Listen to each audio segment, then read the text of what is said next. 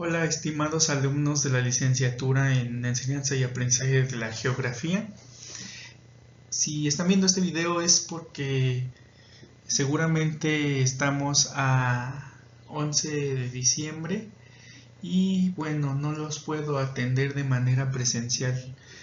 Estoy atendiendo una comisión en la Normal 3 de Toluca, por lo tanto no los quiero dejar desatendidos, así que vamos a analizar el tema de hoy de manera virtual, asincrónica.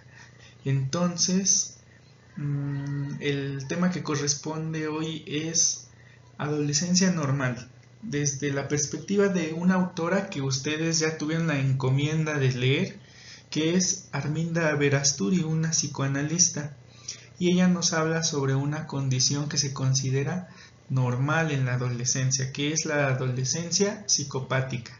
Vamos a estudiar la perspectiva que nos brinda Aberasturi. Como actividad introductoria, te voy a pedir que pongas pausa en este momento del video para contestar las siguientes preguntas. Antes de avanzar con nuestro tema, sí me interesa que entendamos un término que va a estar a lo largo de todo nuestro estudio el día de hoy, que es la psicopatología. No nos estamos formando como psicólogos, pero sí es importante entender qué es la psicopatología para entender la perspectiva de Aberasturi. Y bueno, etimológicamente, la palabra psicopatología proviene de psique, del griego, que significa alma o mente, y patos, que significa enfermedad, y logía o logos, que quiere decir ciencia, discusión, tratado. Por lo tanto, la psicopatología va a ser el tratado, vamos a llamarlo así, de la enfermedad, del padecimiento mental. La psicopatología es una ciencia que estudia los procesos mentales que no son sanos o que son considerados anormales, no son típicos. Debe hacer referencia a signos y síntomas características de cada patología. Fíjense que Aberasturi estudió a una autora que se llama Anna Freud. Pónganle pausa al video en este momento y pónganse un poquito a recordar este apellido, a ver si les suena. Bueno, pues Anna Freud es hija de Sigmund Freud, el padre del psicoanálisis, y que ya tuvimos oportunidad de analizar un poquito su teoría desde la unidad 1 de este curso. Y Anna Freud decía que es muy difícil señalar el límite entre lo normal y lo patológico en la adolescencia, porque pareciera que el adolescente y el desarrollo del adolescente pues implica necesariamente un episodio psicopatológico. Considera a toda conmoción de este periodo de vida, que es la adolescencia, como normal, señalando además que sería anormal la presencia de un equilibrio estable durante el proceso del adolescente. Es decir, un adolescente que presenta un total equilibrio en todas sus esferas del desarrollo, pues en realidad es lo normal. Aquí lo normal es lo patológico, vamos a llamarlo así, lo enfermizo. Y entonces, aquí entra el concepto central que queremos analizar el día de hoy, que es el síndrome de la adolescencia normal. El adolescente atraviesa por una serie de desequilibrios e inestabilidades extremas, como ya lo mencionábamos.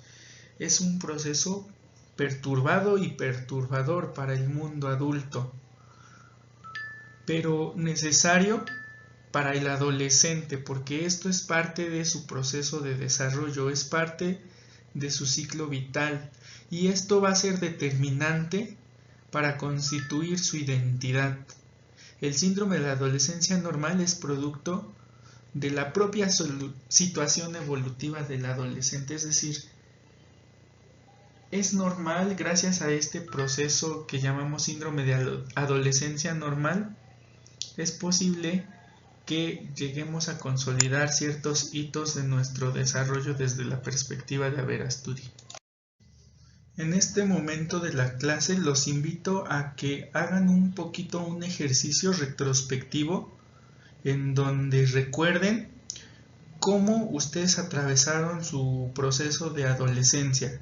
¿Les resultó fácil o les resultó difícil? ¿A qué desafíos se enfrentaron?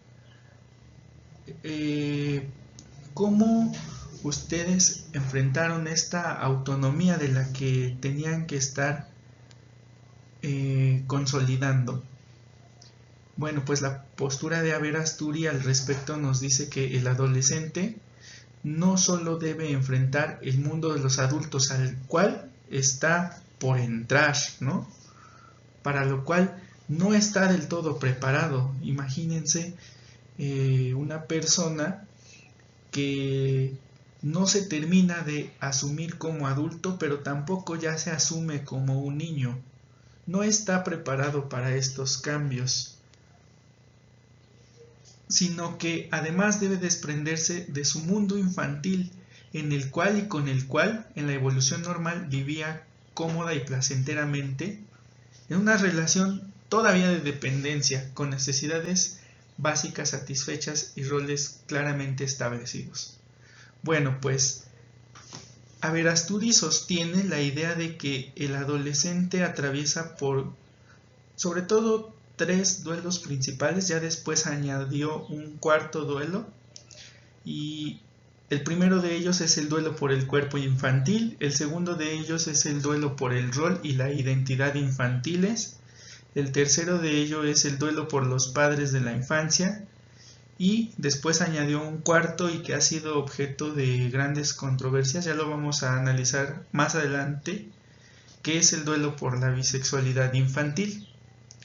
Y como todo duelo, pues se tiene que elaborar. Nos dice Aver Asturi, la necesidad de elaborar los duelos básicos a que hemos referido anteriormente obligan al adolescente a recurrir normalmente a manejos psicopáticos de actuación que identifican su conducta. Es decir, estos duelos los vamos a enfrentar de una manera patológica, si quieren ustedes llamarlo así, de una manera inadaptativa. Nos genera ciertos desafíos, cierta incomodidad. Y nosotros como docentes en formación es bueno que tengamos una aproximación con esta teoría que nos ofrece esta autora, porque muchas veces recurrimos a prácticas que caen en la represión por parte de nosotros como docentes hacia los adolescentes y hacia los jóvenes. Y nos dice la autora que estamos analizando, esto solo va a generar distanciamiento, esto va a generar agravación de los de los conflictos con el desarrollo de personales y grupos sociales más anormales, que en última instancia implican una autodestrucción suicida de la sociedad, dice ella. Así vemos al adolescente, tanto hombres como mujeres, en conflicto, en lucha, en una posición marginal frente a un mundo que coarta y reprime. Este marginarse del joven lo puede llevar a la psicopatía franca, dice Aver Asturi, es decir, a la actividad delictiva o, en otros de los casos, pues a un mecanismo de defensa que va a, vamos a decirlo así, determinar que el adolescente o joven preserve los valores esenciales para la especie humana, es decir, que se adapte a la sociedad. Ya también analizábamos en la unidad número 1 que una de las modalidades del desarrollo es la del desarrollo físico, y esto supone una serie de cambios primarios y secundarios, ya los conocen ustedes, que si el engrosamiento de voz, que si el crecimiento de vello axilar y púbico, el desarrollo de los órganos sexuales secundarios. Hombres y mujeres tienen diferentes tipos de cambios a nivel físico. Y dice Aberasturi que esto va a ser preponderante porque precisamente estos cambios corporales y psicológicos que se producen desde la pubertad, pues implican en el adolescente abandonar esta concepción que tiene de sí mismo, que es su identidad, y también los roles que caracterizaban cuando era niño. Y esta renuncia ante todo esto que ya mencionamos, pues exige una labor dolorosa de duelo que incluye al cuerpo, a la mente y las relaciones objeto-infantiles. Es uno de los momentos más importantes en nuestra vida, es un importante episodio de cambio, de transición, y la forma en cómo lo atravesamos también va a determinar nuestra identidad. El adolescente psicopático tiene las siguientes características: falta de empatía, es decir, falta de esta capacidad para ponernos en los zapatos de los demás, de comprender los sentimientos, el egocentrismo exacerbado, que tiene que ver con poner sus propias necesidades y deseos por encima de los otros. Pareciera que no les importa lo que necesitan otros, les importa lo que necesitan ellos.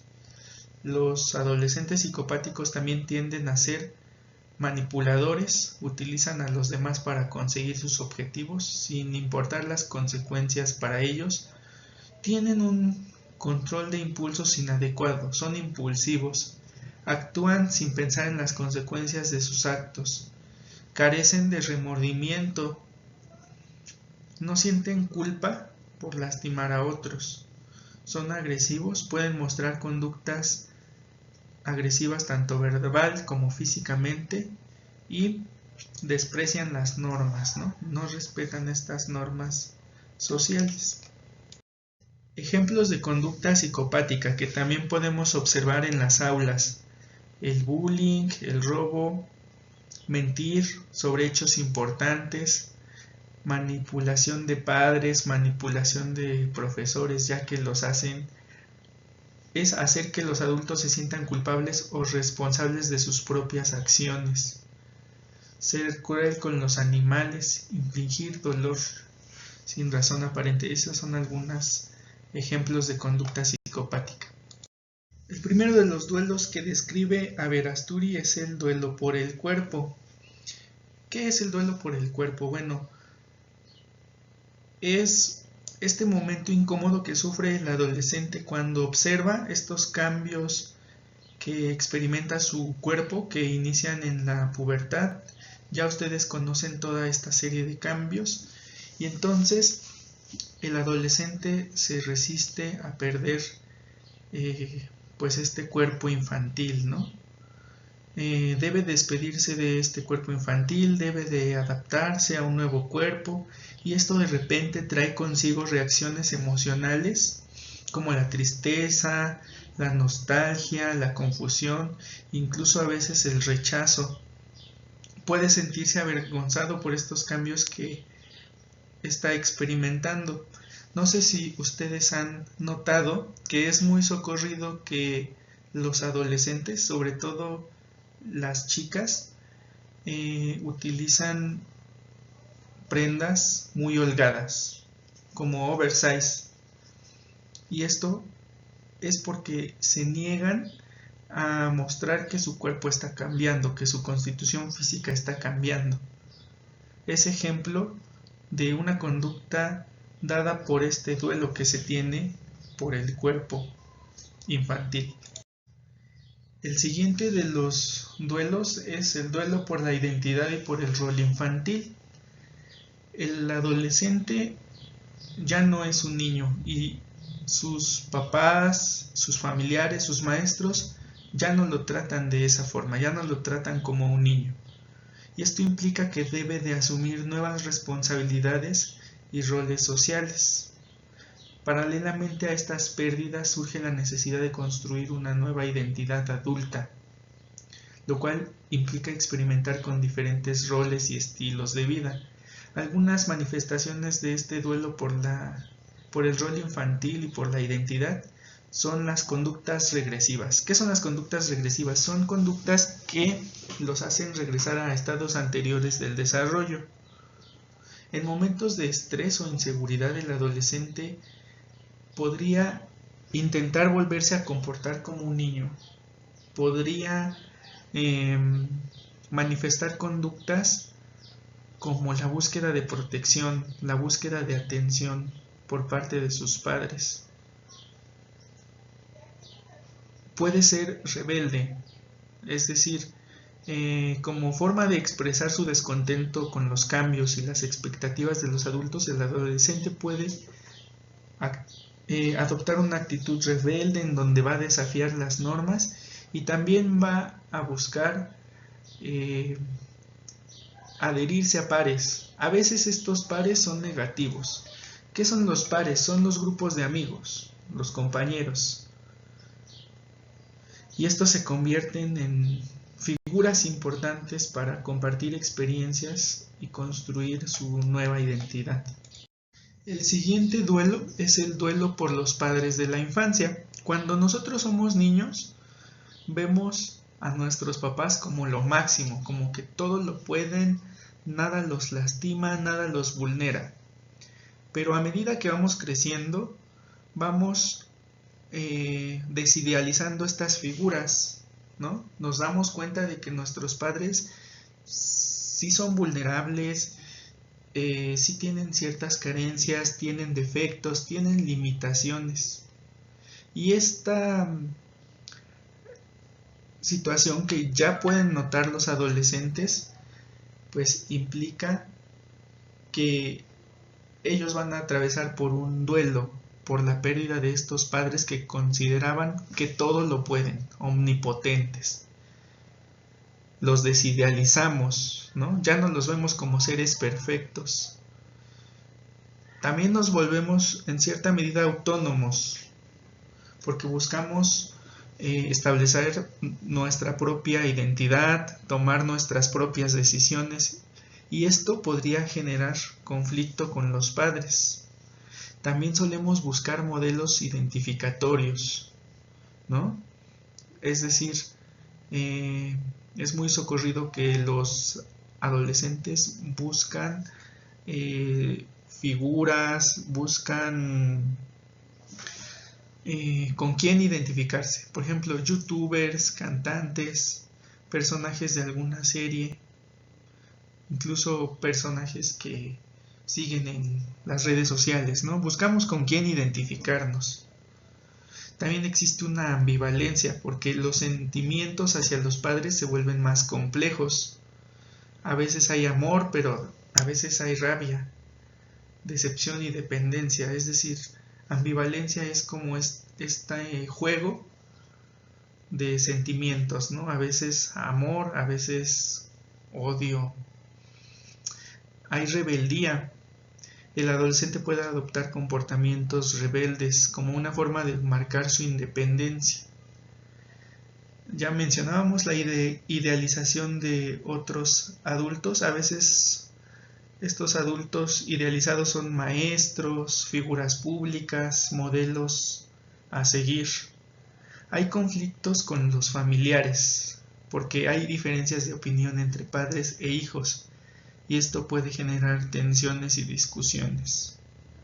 Y entonces buscamos el apoyo en amigos. Ahora son los amigos como estas personas cercanas a nosotros y en quien depositamos la confianza. El cuarto y último duelo descrito por Averasturi es el duelo que le llama duelo por la bisexualidad, pero no en una connotación sexual, sino en una connotación que se refiere a que los niños experimentan una libido indiferenciada cuando son niños. Un deseo sexual no dirigido específicamente hacia un género. ¿Vale? Los niños, cuando son niños, no sienten atracción sexual ni hacia los niños ni hacia las niñas. Pero ya analizábamos cuando veíamos la teoría del desarrollo psicosexual de Freud.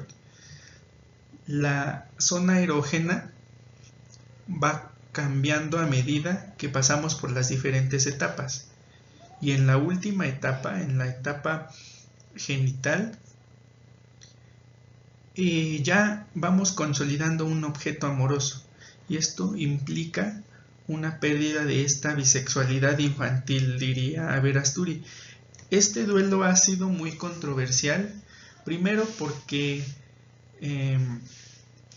pues la bisexualidad no es una etapa transitoria como así muchos la consideran. Sin embargo, bueno, nos permite entender que el niño, ahora adolescente, ya focaliza en una figura de determinado género pues su interés sexual, y esto también supone para él un duelo. Ya para terminar, como actividad de cierre, les voy a pedir de favor que lean el siguiente caso y realicen el estudio del caso contestando las preguntas que podemos observar en la presentación. Y bueno, con eso estaríamos terminando la clase de hoy. Los materiales la evidencia de trabajo se va a realizar en hoja blanca y se le va a entregar a su coordinadora, y con esto estaríamos justificando la clase de hoy. Que tengan bonita tarde.